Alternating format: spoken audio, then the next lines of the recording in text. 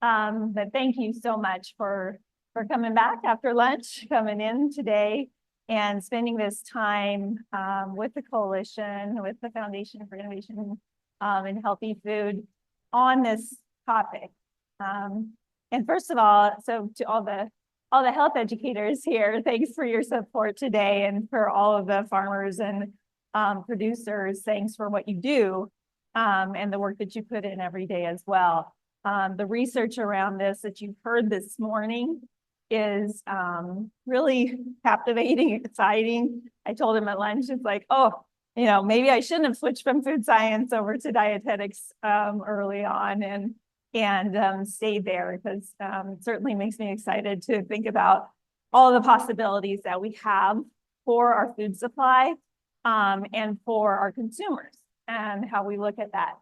And when Dr. Gold started out this morning and talked about nutrition support, that definitely resonated with me within the stance of, so I spent about 20 years doing nutrition support in critical care and oncology and cardiovascular care.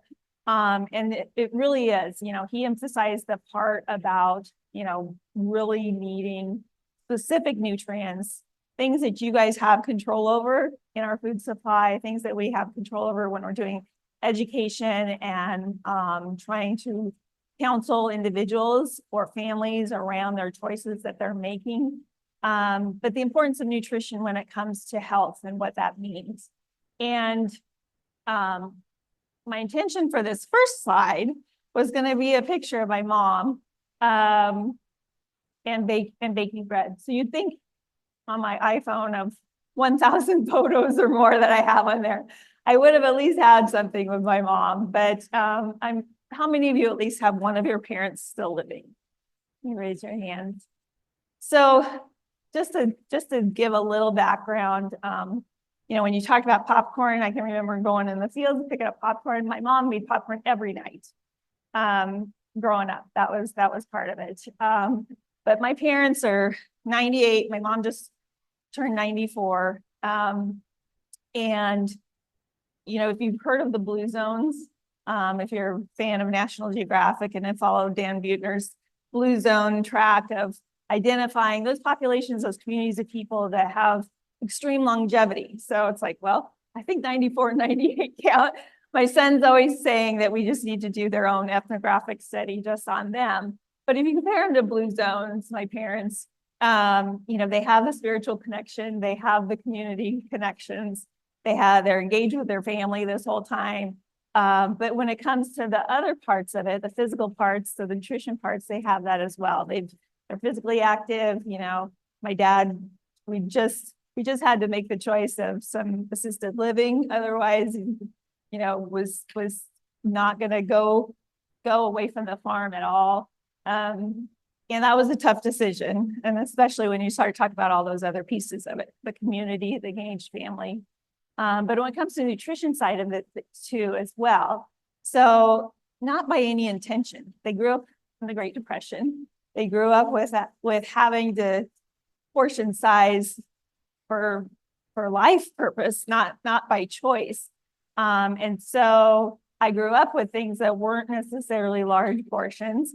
My uncle, if you can picture in a kitchen, my uncle built a pull-out drawer for my mom that had 2 big Schwan metal cans in it from the ice cream buckets.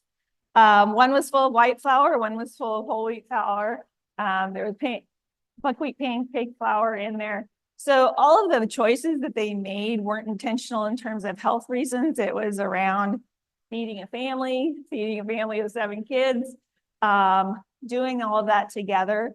And so these pieces that all come together paint this really true portrait of longevity. And all of those pieces, and nutrition fits in there in a big way. So I think some of you can probably resonate that with some of your backgrounds. We know not everybody does. And some of the slides that Shannon showed earlier around rice in different communities and their cultural preferences, the foods that they eat or they don't eat, and the choices that we make are also individualized. So all of these things work really good. And I'm just realizing I didn't pick up the clicker. Thanks, Marisha. So all of these things work together really well.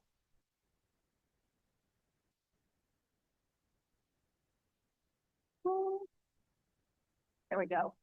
And we talked a lot this morning about, you heard from Rod on all of the health impacts. I'm not going to go into a lot of detail. What I'm here for now is just set you up for the afternoon so that you can have the discussions around why is this important for you to pay attention to. But we know cardiovascular disease and diabetes. We've talked about cancer, colorectal cancer questions have come up this morning, and that nutrition model being able to decrease that. So when we talk about individual choices, those are there. But those of us in the health profession know that we can counsel, we can work with people to make these choices. But we've seen the data as well when it comes to what it looks like, not just for our costs, but what it looks like for the actual behavior change that's there. So we know that we should have at least 3 ounces of whole grains. We should get that in. But we know that more than 90% of women and 97% of men do not meet those recommended intakes. No matter whether we know we should or not, we're not making those choices. And like I said, I gave my parents as an example. That's a unique example. That's not the normal day-to-day life of everybody as far as having all of those whole grain choices in there, all of the different plant-based foods, the high nutrient meat choices that are in there, but in portion controlled areas. So thinking about this, one of the things that we talk about and that is going to set us up for, we're going to split up here in the afternoon. And our consumer and public health side are going to talk a little bit more. We're going to be looking for their expertise on next phases of learning more about the communities and the perceptions and what this means. So one of the speakers this morning talked about, the impression that people have of GMO foods and how that is or is not acceptable in different countries. So what are the things that we need to be thinking about now? All of us in this room are seeing this data and this information, and we're getting really excited about the changes and the possibility of that 1 to 3% decrease in cardiovascular disease and the 3 to 4% decrease in diabetes. But what does that mean? You've all come across different social media influencers within the past year or two that's probably been trying to tell you, or maybe it's just been your neighbor who's told you that you shouldn't be eating wheat, that you shouldn't be eating seed oils, that there's a lot of fear around certain foods by different individuals. And some of them with big platforms and some of them with big voices. So how do we prepare ourselves to really understand that, as well as thinking about the things that are going to make the difference in terms of the fiber and the choices that we make? So we talked about individual choices, but as I said, I worked about 20 years on working with individuals one-on-one. But since I've been with Extension, it's been more around the community and public health approach. And all of our work that we're doing, if you focus on those red letters there, those red words in the middle, the individual, the relationship, the community, the society, most of our work focuses around things based on the socio-ecological model. So we have approaches that are multi-level. We're not just going to be able to tell somebody, we're not going to talk about dietary guidelines if we're not also thinking about what are their other relationships that they have, what's the community environment that they're in. We've got people here from the Department of Ed, so thinking about how that impacts different places, their workplace culture, all of those different areas.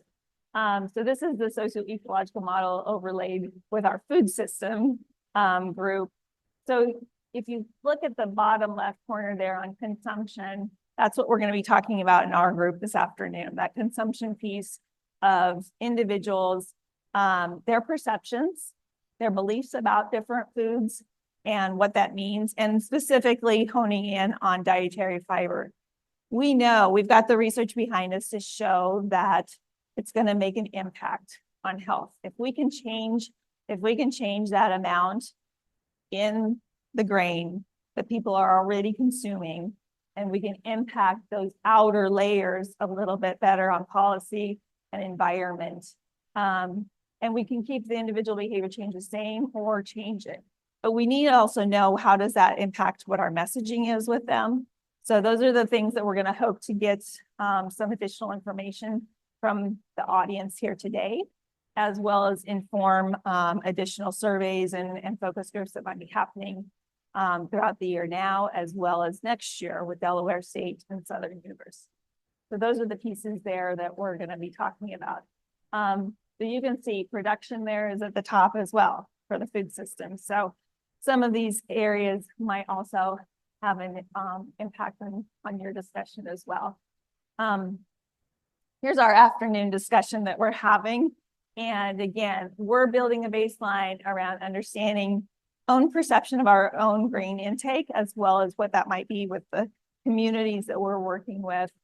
We're going to talk then about community education and the current things that are happening. One of the things that we are a part of, or some of us here are a part of at UNL, is the SNAP-Ed and FDEP grants. So USDA funds the Supplemental Nutrition Assistance Program education component and the expanded food nutrition education component. So what are we doing as far as messaging and education with those low-income populations? And how might that be impacted, as well as some of those minority populations? And how do we prioritize that? And then we're going to also hear from Dr. Lyford around some of the new research and really that connection of how important it is on all those things. But I started out with giving you this kind of like feel-good story about my 94 and 98-year-old parents. And they don't know that they always get thrown into some of these conversations. I know my dad's always like, now, what exactly do you do? But the end part of this is this week has been rough. My coworker, Tara, right next to me, her father-in-law just passed away unexpectedly in the middle of the night. We have a colleague who's in the hospital this week who had a heart attack in an ICU, and we're not sure of his prognosis. My daughter just found out that her high school coach passed away from pancreatic cancer. So all of these things, we can, like I said, we have this one end of the spectrum of longevity and what that could look like. And we have these too soon deaths that are happening from cardiac disease, cardiovascular disease, and cancer. And that 1 to 3%, that 3 to 4% increase that we can make, that is the purpose. That is why we're here. So thank you for your time and for thinking about all of this project and how to move forward on advancing health and well-being through the actions that you can take. Thanks.